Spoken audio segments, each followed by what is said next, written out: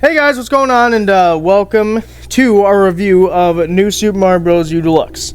Now, obviously, I remember, if you guys forgot, the reviews are kind of taking the place of the best moments, so it's only customary that we review every single game we play on the channel. Once we catch up, you won't be seeing them as frequently, because obviously we'd be playing the games first. But because we're so behind on every game, so you're gonna see them more frequently. So yeah, this includes indie games, and obviously big games like this one. So, let's get started, shall we? The company / creator, Nintendo. Moving on. No, but Nintendo is obviously, everyone knows Nintendo. They're pretty big. This is what, the 15th new Super Mario Bros. Game? Something like that? Yeah, it's like the newest soups. Yeah, it's the deluxe version, so we don't have a new one yet as they're recording this video. So, yeah. But it's the newest one. Nintendo's pretty cool. But the thing that's really all to say about them. So, what is done well? Well, it's a Mario game.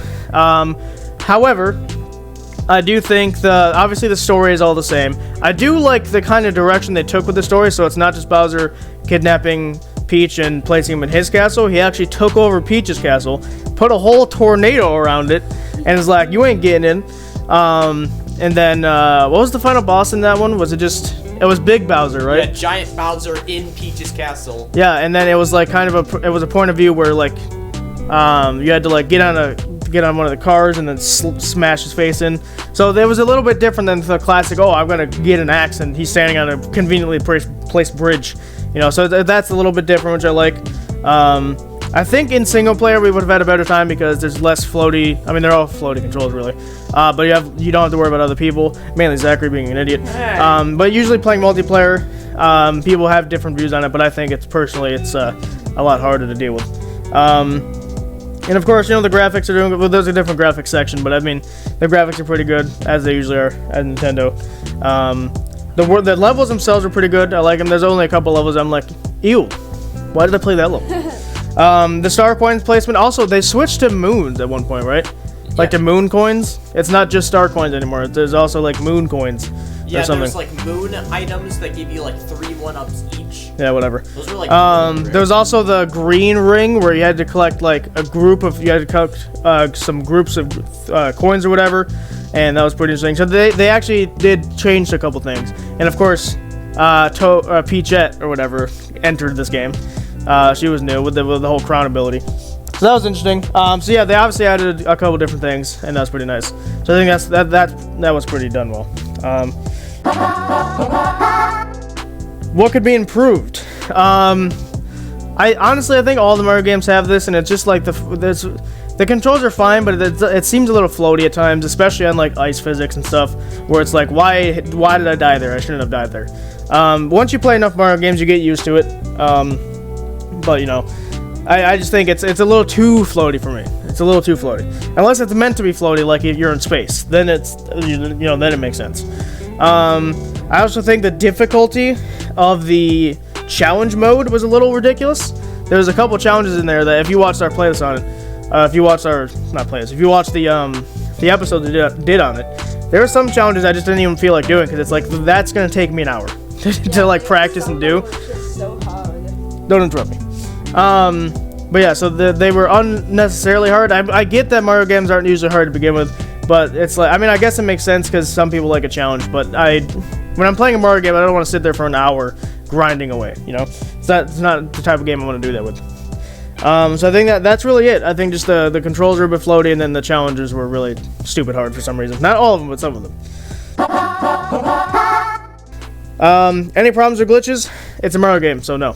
Not that I'm aware of anyway. I know there used to be a glitch with the Bowser fist that came down. You used to be able to like stop it from happening, so you could play a level without having to worry about it. Other than that, I haven't heard of anything else. So, I don't think so. Controls are about the same as you'd think with every Mario Party game. So, A is jump. You can also have B as jump as well. Y is run, which is also conveniently, like, if you run into someone, you can pick them up, because it's also Y. So that's kind of annoying. I guess that'd be a thing to improve as well. Make X do something. I don't think X does anything, does it? X is also run. No, it's not, because it's not on mine. So make X do something. Like, make it do something, because it, like, X should be pick up, maybe, because it's also right next to your thumb as well, so it'd be convenient. Because having the run button the same button as the pick up, the player button, that leads to a lot of unnecessary deaths. just saying. So make X do something. I mean, you could also make the triggers do something. I don't know. Just have a button coordinated so that it's not the same button as the run button. But they're classic controls, so they're fine. Graphics, it's a Nintendo game, so you should always expect kind of the same. I've never seen a graphical glitch before, because the actual Bowser hand coming down, that's a technical problem. But I've never seen a graphical glitch where like a piece of the land is clipping in or somewhere. I've never seen that before. So I don't think there's really much to go off of there. Sound is very important in Mario games because, you know, when you play a game, you expect the music. You expect the ba every 5 seconds. And, like, that kind of stuff. I forgot the final boss music, but I think it's pretty cool. I think most areas have really good music. Like, because each region has their own music and stuff. So I think that those are pretty cool. And just the sound, you know, the classic Mario sounds, you know? It's a Mario game, what can I say? Story and characters.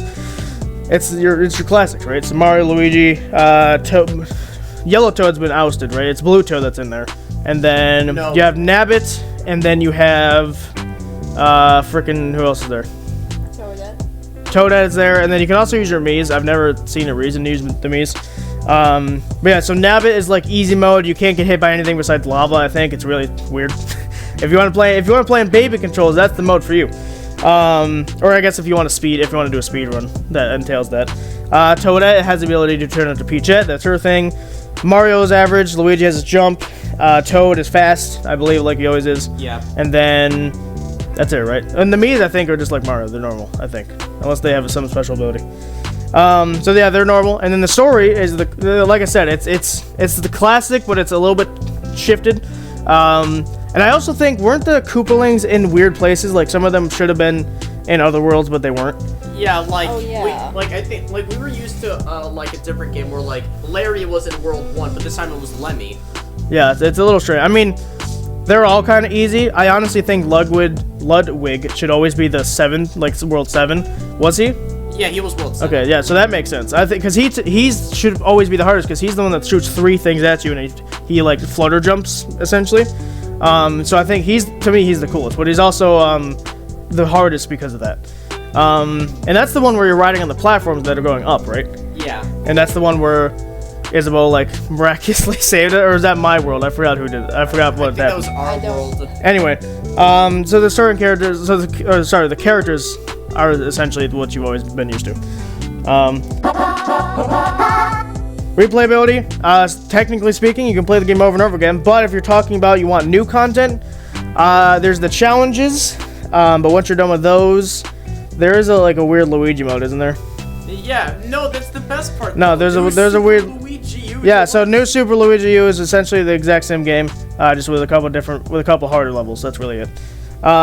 So technically speaking, there's not as much replayability as you might think there is. However, like I just said, you, as the new Super Luigi, you essentially play the entire game again, just with harder levels. That's really it. I think that's it. I don't think there's really much else. So, and that's with new content, right? We're assuming that you want new content. If you're okay with playing the same game over and over again, then technically it can be played forever. So just keep that in mind. Personal takes. I think it's a good game. You know, I don't know. We've gotten a lot of new Super Mario Bros. Games that I think it's definitely one of the better ones. Absolutely. It's also on a great system. I love the Switch a lot, and so I like that. I like that you added new characters. Like the whole, I never played as Nabbit, but it's cool if you wanted to use them. The whole Peachette thing was interesting. And then the actual level design was pretty good. I liked him, a lot of that. And then I liked how they shifted the story a little bit. So the story was a little bit different than the classic, Peach is a damsel in distress because she can't do anything for herself, and Bowser takes her to his castle where you gotta face down with him, throw an axe, and he's on a conveniently placed bridge that falls. He gets bigger, or turns into Dry Bowser, whatever, and you put him you make him fall or die again. You put him in his place. The classic one, right? So this time it was different. He summons a whole tornado or something. He also did. He puts a wall and then a tornado. I remember. So yeah, it's really interesting. But I think that's all I have to say. So Zach. I think that this was a pretty good game. It was definitely one of the better Mario games that I played. Like you said, it's on a really good system. The Switch is definitely a really good console to play Mario games on, I can tell you that much. And yeah, I just really like it. Like, I didn't really have too many complaints with it as well. Your complaints were really the only ones I really had, so yeah, that's pretty much it. Isabel? Yeah, same with what you guys are saying. The game is very nice, it's very interesting and like very different from the others. I think I only had 2 complaints, and that being like sometimes I think we've had problems with like the hitboxes, and another problem would be like sometimes stuff. The hitboxes are all the same. It's just when you're playing as someone like Nabbit, for example, who's clearly smaller than the rest, it seems like it's unfair because his like foot will touch something, and it's like, wait a minute. That shouldn't be in the hitbox, but it's because everyone's hitbox is the same. Because obviously it'd be unfair if they all had different hitboxes. So that's all the same. It's not really a glitch or anything. Yeah, and then I think another problem was like some things would be like inconsistent. Like if you were to die. And that's the same thing you just said. Okay. Is it worth it? It depends on your situation. If you want to play. If you're a fan of Mario games in general and you want to play a new version of the classic games, like for example, if you loved the Super Mario Wii version, then you're gonna love this one because it's basically the same kind of concept, just evolved, right? But if you're branching into the idea that, oh, I've played all of the games so far, why should I play this one? And it's also the deluxe version. It's just New Super Mario Bros. U, that's the original, right? That's the base game. Yes. And then Deluxe was just kind of like a port, and they added a couple things, right?